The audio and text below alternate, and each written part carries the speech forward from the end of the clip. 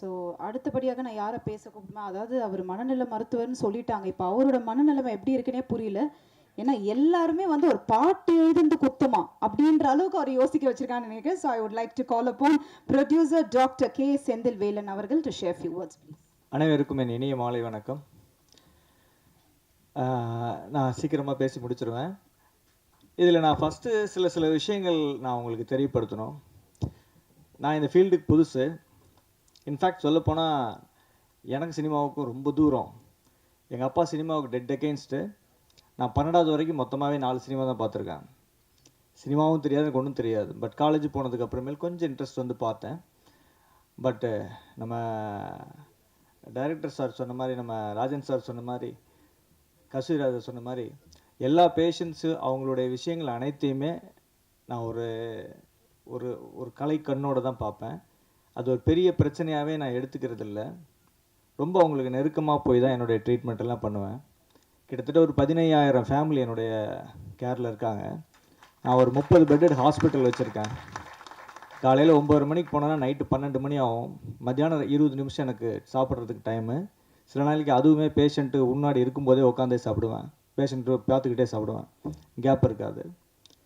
இதில் இந்த வேலை, சினிமா வேலையில் எல்லாமே, இதில் எடிட்டிங்லேருந்து மியூசிக்லேருந்து எல்லாத்துலேயும் என்னுடைய பங்களிப்பு இருக்குது. நைட்டு 12 மணிலேருந்து விடிகாலில் 3:30-4 மணி வரைக்கும் தான் இந்த வேலையெல்லாம். இந்த ஒரு வருஷமாக இப்படி தான் போயிட்டுருக்கு. என் ஒய்ஃப் வந்து ஜனவரி 3ஆம் தேதி எப்போ வருங்க, அதோடையாவது நீங்கள் பழைய ஆள் ஆகிட்டிங்கன்னா பரவாயில்ல அப்படின்னு கதறிக்கிட்டு இருக்கிறாங்க. இதில் இந்த சினிமாவில் நான் வந்ததில் ஃபஸ்ட்டு தெரிஞ்சுக்கிட்டது, பொதுவாக நம்மெல்லாம் நினைக்கிற மாதிரி இது ஒரு ஜாலியான தொழிலே அல்ல. இவங்க படுற கஷ்டமும் இவங்க பண்ணுற வேலையும் கொத்தனார் சித்தாலோட மோசங்க. காலையிலங்க கொடுமை. நான் பார்த்து ஸ்டன் ஆகிட்டேன். 4 மணிக்கு எந்திரிக்கிறாங்க, 5:30 மணிக்கு குளிச்சு ஒரு வண்டியை பிடிக்கிறாங்க, 6 மணிக்கு ஸ்பாட்டில் போய் நிற்கிறாங்க. அதுவும் அந்த லைட் மேனு, அந்த மாதிரி டெக்னிக்கல் அசிஸ்டன்ஸ் எல்லாம் அவங்க அந்த வெயிட்டை தூக்கிட்டு ஓடுறது ஒடியாறது. 1 மணி நேரம் ஷூட்டிங்கு 25,000-30,000 செலவாகுங்க. கொஞ்சம் கேப் ஆனால் முடியாது. அப்படியே மனுஷங்களாம் மிஷினான்னு தெரியாது, அப்படி வேலை பார்ப்பாங்க. ஆனால் ஒன்று என்னென்னா, நமக்கு எல்லாம் அதெல்லாம் எதுவுமே தெரியறதில்ல. நம்ம சினிமானா ஒரே கூத்து, ஒரே ஜாலி போல் இருக்கு. சத்தியமாக கிடையாது. ஒரு கதை டிஸ்கஷனில் செத்து சுண்ணாம்பு போக வேண்டியதாக இருக்குது. 6 மாதம் கதை டிஸ்கஷன் பண்ணியிருக்கிறோம். அவ்வளவு கஷ்டம். ஒரு ஒரு ஒரு லைன் எடுத்தோம்னா, சார் இது 93ல் வந்த படத்தில் இந்த லைன் மாதிரி இருக்குது சார், அது அங்கே ரிசம்பிளன்ஸ் வருது சார், இங்கே இடிக்குது சார், சார் முன்னாடி லாஜிக் வரல சார், பின்னாடி போகல சார். அவ்வளோ டிஃபிகல்ட். ஒரு படம் வந்து நீங்கள் வந்து ஒரு ஸ்க்ரீன் பிளே, ஒரு ஸ்டோரியை முதல்ல ரெடி பண்ணி ஒரு ஸ்க்ரீன் பிளே எல்லாம் எடுத்து அப்படிலாம் பார்க்கும்போது நம்ம கஸ்தூரி ராஜா சார், பேரரசு சார்லாம் எப்படி தான் இத்தனை படம் எடுத்தாங்கன்னே தெரியல. புள்ள பெக்கிறதுக்குள்ளேயே வயிறு வெடிச்சிட மாட்டுறதுக்கு.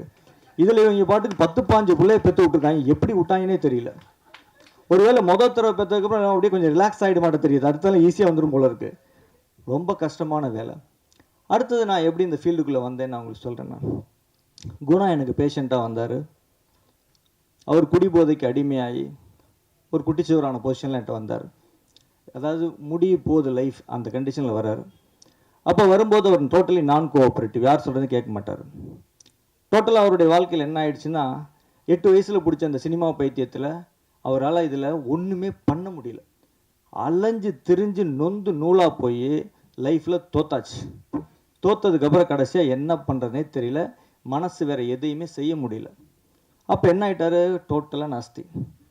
அவர் அட்மிட் பண்ணி நான் கொஞ்சம் கவுன்சில் பண்ணும்போது முதல்ல வாழ்க்கையில் இன்னொரு ஆள் சொல்கிறது அப்போ தான் குணா கேட்குறாரு.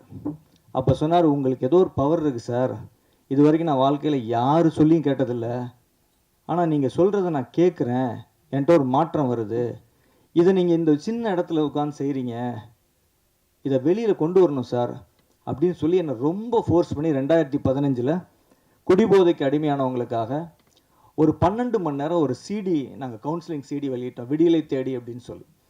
அப்போ ஷூட் பண்ணும்போது அது சும்மா ஒரு கவுன்சிலிங் டிவிடி. அதுக்கு லொக்கேஷன் பார்ப்பார், பேக்ரவுண்ட் மியூசிக் போடுவார், எனக்கு ஏதோ மேக்கப் போடுவார், இப்படி உட்காருங்க அப்படி உட்காருங்க. ஐயோ என்னையா பண்ணிட்டுருக்க நீ அப்படின்னு. அது பார்த்தா பிரமாதமாக வந்துச்சு அந்த சிடி. நானே அசந்துட்டேன், இது என்னடா இது இப்படிலாம் இருக்குது அப்படின்னு. அது இன்றைக்கி இருக்கிற தமிழ்நாட்டில் இருக்கிற கிட்டத்தட்ட 150 டிஅடிக்ஷன் சென்டரில் அந்த சிடியை வச்சு தான் வண்டி ஓடிட்டுருக்கு, கவுன்சிலிங் நடந்துட்டுருக்கு. அது அவ்வளோ பேருக்கு போய் சேர்ந்துச்சு. ஆனால் அது ஒரு டார்கெட் ஆடியன்ஸ், அதாவது வந்து ஆல்கஹால் அடிக்ஷன் இருக்கிறவங்களுக்கு. அப்போ ஒரு ஷார்ட் ஃபிலிம் ஒன்று பண்ணோம். அந்த ஃபிலிம் பண்ணும்போது தான் எனக்குள்ளே இருக்கிற திறமை எனக்கு தெரிஞ்சது, என்கிட்ட திறமை இருக்குதுங்கிறது அவருக்கு தெரிஞ்சுது. அவர்கிட்ட எப்படி திறமை இருக்குன்னு நான் தெரிஞ்சுக்கிட்டேன்னா, ஃபஸ்ட் டைம் அவர் என்கிட்ட ட்ரீட்மெண்ட் எடுத்துகிட்டு போய் நல்லானதுக்கு அப்புறமேல ஒரு பென்சில் டிராயிங் எனக்கு போட்டு கொடுத்தாரு. என் ரூமில் என்ன இருக்குது, அது அங்கேயே இருக்கான்னு வரும்போதெல்லாம் செக் பண்ணிக்குவார், மாற்றிட்டேன்னா இல்லையான்ட்டு. அவ்வளோ பிரமாதம். அவங்களை யாரை பார்த்தாலும் ஒரு 2 hours 3 ஹவர்ஸில் அப்படியே நேரில் பார்த்து பென்சில் டிராயிங் போட்டு கொடுத்துருவார். அருமையாக கவிதை எழுதுவார். ஃபென்டாஸ்டிக் ஷார்ட் ஃபிலிம்ஸ் எடுத்திருக்காரு. எதையுமே ரொம்ப ஹார்டாக சொல்ல மாட்டார். ஒரு லவ்னாலும் ரொம்ப சாஃப்டாக அப்ரோச் பண்ணுவார். ஒரு வயலன்ஸே ரொம்ப சாஃப்டாக, சார் ரத்தம்லாம் தெரிச்சு சார் கன்றாவி சார் வேணாம் சார் அப்படிம்பார். மக்கள் மனசு ஒரு மாதிரி காயமாகக்கூடாது சார், ஒரு ஆவேசம் வரக்கூடாது, கோரம் ஆயிடக்கூடாது, அது மாதிரி நினச்சி தான் ஒரு படங்கள் எல்லாம் அப்படியே எடுப்பார். இந்த படமே ஆக்சுவலாக வந்து க்ரைம் த்ரில்லர், ஆனால் அவ்வளோ சாஃப்டாக எவ்வளோ முடியுமோ அந்த மாதிரி தான் டீல் பண்ணி நல்லாயிருக்கும் பார்க்குறதுக்கு. ஸோ அப்படியெல்லாம் வந்து எனக்கு அறிமுகமாக இந்த படத்தெல்லாம் நாங்கள் எடுக்க ஆரம்பித்த வரைக்கும் என்கிட்ட ரொம்ப வருஷம் 6 வருஷம் என்கிட்ட கேட்டுகிட்டே இருந்தார், படம் எடுக்கலாம் இருங்க, கொஞ்சம் என்னுடைய கடமைகளெல்லாம் முடிச்சுட்டு கொஞ்சம் காசு சேர்த்திட்டு வரேன் நான் அப்படின்னு சொல்லிட்டு இருந்தேன். அது வரைக்கும் கெஞ்சி கேட்டுட்டு இருந்தார். படமெல்லாம் எடுக்கிறதுக்கு 2 நாளைக்கு முன்னாடி பீதி ஆகிட்டார். அது வரைக்கும் பார்த்தா இப்போ ஒரு பொம்பளை பிள்ளையை தொலைவிட்டு நம்ம செட் ஆகுமான்னு தொலைவிட்டு அது சரி ஓகேன்னு சொல்கிற காலத்தில் இதை வச்சு பிழைக்க முடியுமா நம்மளால் அப்படின்னு பீதி வர்ற மாதிரி, ஐயோ டாக்டர் வேற சரின்னுட்டாரே, இவரு காசை நம்மளால் காப்பாற்றி கொடுக்க முடியுமா, வெட்டன்னு ஆடுறாரு. தாந்தனிம்பல் கோயிலுக்கு போனால் தட்டெடுத்து கீழே விட்டுவார் போல இருக்கு. நான் கூப்பிட்டு சொன்னேன், நான் எந்த காலத்துலேயும் என் காசை நீ ஏமாற்றிட்ட, என் காசை ஒழிச்சிட்டேன்னு நான் உனக்கு சொல்ல மாட்டேன், நான் கேரண்டி கொடுத்துறேன். இந்த கோயில் வச்சு சொல்கிறேன், நீ நினச்சிக்கோ. ஒரு பைசா வரலனாலும் நான் உன்னை ஏன்னு கேட்க மாட்டேன். உன் மேலே நம்பிக்கை வச்சு இந்த விஷயத்தை நான் செய்கிறேன். இது நடக்கலைன்னா நமக்கு அதிர்ஷ்டம் இல்லைன்னு அர்த்தம். நம்ம இதுக்கு உண்டான உழைப்பை 100% போடுவோம். எவ்வளவு நல்லபடியாக எடுக்க முடியுமோ எடுப்போம். அலெக்சாண்டரில் ஆரம்பித்து தோக்காதவனே மலவத்தில் கிடையாது. எவனுக்குமே வெற்றி எப்போவுமே இருந்துக்கிட்டே இருக்காது. ஸோ வெற்றியும் தோல்வியும் வீரனுக்கு அழகு. நம்ம என்ன செய்ய முடியும், கடமையை செய்வோம், அவ்வளோதான் சொல்லி. எப்படிப்பட்ட ஆள் என்னோட டைரக்டர் அப்படின்னு கேட்டால், எனக்கு ஒரு பைசா செலவு வைக்கக்கூடாதுன்னு நினைப்பார். ஒரு லைட் எக்ஸ்ட்ராவாக கொண்டு வந்துட்டாங்கன்னா அலறிக்கிட்டு ஓடுவார். அந்த லைட் எதுக்கு வந்துச்சு, அதுக்கு எவ்வளோ 150 ரூபாயா 250 ரூபா, அது வேண்டாம் இன்றைக்கி. நீங்களாம் சொன்னால் அப்படியே உங்களுக்குலாம் அதிர்ச்சி ஆகிடுவீங்க. இந்த 1.5 வருஷமாக இந்த வேலை நடக்குது. மெட்ராஸில் அவர் இருக்கிறாரு. 1.5 வருஷமாகவும் வெறும் இட்லியும் தயிர் சோறு தான் திங்கிறாரு. எனக்கு செலவு வைக்கக்கூடாதுன்னு என்ன சொன்னாலும் கேட்கவே மாட்டார். இதெல்லாம் உங்களுக்கு ஷாக்காக இருக்கும். வெறும் இட்லிங்க, காலையில் இட்லி சாயந்தரம் இட்லி, காலையில் இட்லி சாயந்தரம் இட்லி. நானே நொந்து போயிட்டேன். கேட்கவே மாட்டார். தயிர் சோறு அவ்வளோதான். ப்ரொடியூசருக்கு செலவு வைக்கக்கூடாது. நடுவில் நட்டி சாரை வந்து டைரக்ட் பண்ணணும்னு அவருக்கு கொள்ள ஆசை. என்கிட்ட கேட்டார், முடியுமா சார்ன்னு. பேசி பாருங்க, எப்படியாவது ஏற்பாடு பண்ணிடலாம். அவர் வந்துட்டார். அவர் வந்ததுக்கு அப்புறமேல இவரால் அந்த சந்தோஷம் தாங்க முடியல. பட்ட நாயே வைத்தாலேயே போய் இவரால் நட்டியை டைரக்ட் பண்ண முடியல. வைத்தாலேயா போய்ங்க 2 மாதம் வைத்தால. அதுக்கு நடுவில் நட்டி சாருக்கு வந்து தனியாக வந்து நாங்கள் வந்து இன்னொரு டைரக்டரை போட்டு, ஒரு ஸ்டெப்னி ஒரு டைரக்டரை போட்டு 5 நாள் ஷூட் பண்ணோம். அதுக்கப்புறம் நான் இந்த வைத்தாலையெல்லாம் இருக்குன்னு சொல்லி அதை ட்ரீட் பண்ண என்னுடைய கேஸ்ட்ரோஎன்டராலஜிஸ்ட் ஃப்ரெண்டுங்க உட்காந்துருக்காரு. அவர்கிட்ட கூட்டிகிட்டு கொண்டு போய் காமிச்சு, டைஃபாய்டு ஃபீவர் முக்கியமான சீன் எடுக்கணும், அதை அருமையாக எடுக்கணும்னு அவ்வளோ பிளான் பண்ணி வச்சுருக்காரு. நடுங்குது, ஃபீவரு, வைத்தால. நீங்களாம் சொன்னால் ஆச்சரியமாயிடுவீங்க. பாத்ரூம் பக்கத்துலேயே படுத்துக்கிட்டே 3 நாள் ஷூட் பண்ணாங்க. அவ்வளவு கஷ்டம். கடைசியாக நான் சொல்லிட்டேன், நீ நிறுத்த ஷூட்டிங்க, நீ வா ஹாஸ்பிட்டலுக்கு.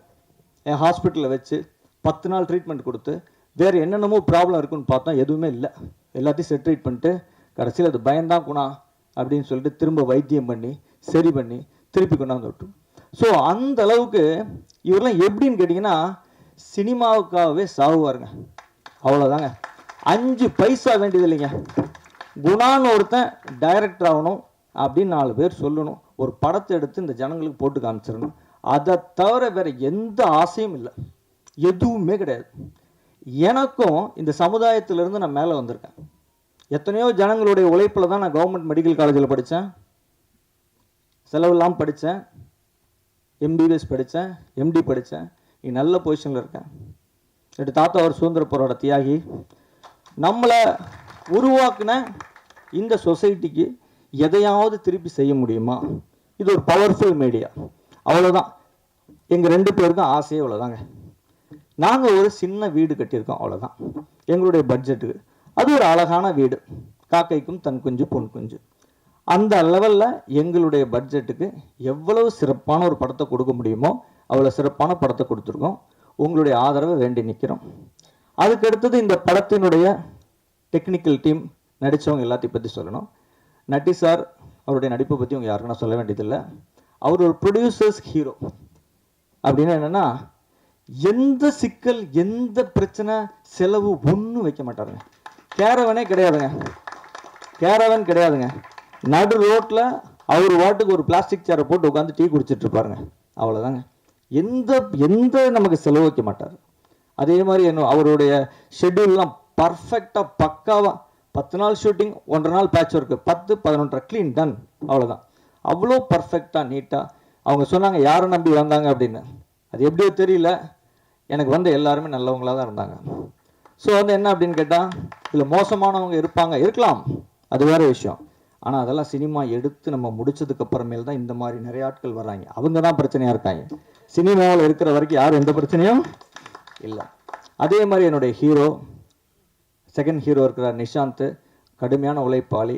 என்னுடைய ஹீரோயின் பெரிய லெவலுக்கு வருவாங்கங்க. நான் இந்த மேடையில் நான் வந்து உங்களுக்கெல்லாம் அஷூரன்ஸ் கொடுக்குறேன். ஃபென்டாஸ்டிக் ஆக்ட்ரஸ், பயங்கர பர்ஃபெக்ட்டு. எந்த விஷயத்துக்கும் அவ்வளோ அற்புதமாக கோஆப்ரேட் பண்ணி எவ்வளோ ஒரு டேக் 2 டேக்கில் முடிச்சு கொடுத்துருவாங்க. அந்த மாதிரியான ஒரு நல்ல ஒரு ஆர்டிஸ்ட் அவங்க. அதே மாதிரி என்னுடைய படத்தில் ஒர்க் பண்ண எல்லாருமே நல்ல நல்ல ரோல் பண்ணாங்க, நல்லா நடித்தாங்க. என்னுடைய எடிட்டரை பற்றி சொல்லணும். அவனையெல்லாம் நான் கசக்கி புழிஞ்சு காய போட்டிருக்கேன். என்னுடைய மென்டல் ஹாஸ்பிட்டலுங்க, 30 பெட் இருக்குது. அங்கே 1 மாதம் வந்து இருப்பான். அங்கே ஒரு ரூமில் தங்கிக்கிட்டு டெய்லி நான் பெண்டை கழட்டிடுவேன். ஒவ்வொரு சீனாக இன்ச்சு பை இன்ச்சு கட்டடிப்போம். சார் இப்படி வச்சா நல்லா இருக்காது சார், வெய்யா எனக்கு இதையா பிடிச்சிருக்கு சார், இது வச்சா டெக்னிக்கலாக இது ரைட், இந்த ஆக்சிஸ் அந்த கதையெல்லாம் என்கிட்ட சொல்லாத, இந்த சீன் எனக்கு பிடிச்சிருக்கு, நான் சாதாரண ஆள், எனக்கு பிடிச்சிருக்குன்னா எல்லாருக்கும் பிடிக்கும், நீ டெக்னிக்கலாகவே பேசிகிட்டு இருக்காத. இப்படியே உட்காந்து பண்ணின கஷ்டம் அவனை கொஞ்சம் நஞ்சம் கிடையாது. அதே மாதிரி என்னுடைய மியூசிக் டைரக்டர் நீங்கள் பார்த்துருப்பீங்க, உங்கள் எல்லாத்துக்கும் மியூசிக் பிடிச்சிருக்குன்னு நினைக்கிறேன். நல்ல மியூசிக் டைரக்டரு. ஆனால் என்னென்னா, தீபாவளிக்கு பேண்ட்டு கொடுத்தீங்கன்னா பொங்கல் கொடுப்பான். அது ஒன்று தான் பிரச்சனை. அவன் தீபாவளி பேண்ட்டை தீபாவளிக்கே கொடுத்துட்டான்னா ரொம்ப பெரிய ஹைட்டுக்கு போயிடுவான். அதனால் இந்த மேடையில் நான் எல்லாருக்கும் முன்னாடி நான் சரணுக்கு வைக்கிற வேண்டுகோள் என்னென்னா, எப்போ பேண்ட்டு கேட்குறாங்களோ அப்போ பேண்ட்டை கொடுத்துரு. நீ நல்ல டெய்லர்னு எங்களுக்கு தெரியும், பட் தீபாவளி பேண்ட்டை தீபாவளி அன்னைக்கு காலையில் தான் துணி எங்கே இருக்குன்னு தொலைகிட்டு இருப்பான். அது ஒன்று தான் பிரச்சனை. மற்றபடி ஒரு ஃபென்டாஸ்டிக் மியூசிஷியன். அவர் வந்து எப்படின்னு கேட்டிங்கன்னா, நான் இப்போ கம்பேர் பண்ணுறது உங்களுக்கு ஒரு அதிகமாக கூட தெரியலாம். ஒரு எம்எஸ்வியோட கம்பேர் பண்ணலாம். எம்எஸ்வி பட்டத்திராணி பாட்டு பார்த்து கேட்டிருப்பீங்க. 96 இன்ஸ்ட்ருமெண்ட் யூஸ் பண்ணியிருப்பார். பட்டத்திராணி பாட்டுன்னு ஒரு பாட்டு இருக்கு இல்லையா, அதில் அது மாதிரி எங்கே கேப் கிடைக்குதோ ஒரு இன்ஸ்ட்ருமெண்ட்டை தட்டுவான், உள்ள விட்டுட்டே இருப்பான். அவனுக்கு வந்து அந்த கொஞ்சமே பத்தாது. நான் சொல்லேன் நல்லா இருக்கு உடியா அப்படின்னா, நைட்டு ஒரு ஒர்க் பண்ணி அனுப்புகிறேன் சார் அப்படின்னு ஒரு 3 இன்ஸ்ட்ருமெண்ட் உள்ள விட்டுருவான். கேப் கிடைக்கிற இடத்துல இதெல்லாம் வந்து இயர் கேண்டி சார், காதில் கேட்க நல்லா இருக்கு சார் அப்படின்னு. அது மாதிரி ரொம்ப நல்லா பண்ணணும்னு நினைக்கிறாள், நல்லா வருவார் லைஃப்பில். ஸோ என்னுடைய டீம் எல்லாருமே திருப்பி இவங்களோட சேர்ந்து நான் 6 கதை வச்சுருக்கேன். அந்த 6 கதையுமே இன்ட்ரெஸ்டிங்காக இருக்கும். அதில் நட்டி சாருக்காக இன்னொரு கதை வச்சுருக்கோம், அதை நான் சொல்லியிருக்கேன் சார்கிட்டையும். அது ரொம்ப ஒரு எமோஷ்னலான ஒரு கதை இருக்குது. அது அவர் பண்ணால் ஃபென்டாஸ்டிக்காக இருக்கும் அப்படின்னு நாங்கள் யோசிச்சு வச்சுருக்கோம். இந்த 6 கதையும் நான் பண்ணுவேன். அது இந்த மேடையில் நான் சொல்கிறேன், நான் கண்டிப்பாக பண்ணுவேன். இதில் வெற்றி தோல்வியை பார்த்து நானும் என் டைரக்டரோ பயப்பட போகிறதில்ல. நீங்கள் நல்ல படமாக இருக்கிற பட்சத்தில் நீங்கள் எங்களை பாராட்டி எழுதுங்க என்று உங்களை எல்லாம் கேட்டு விடைபெறுகிறேன். நன்றி, வணக்கம்.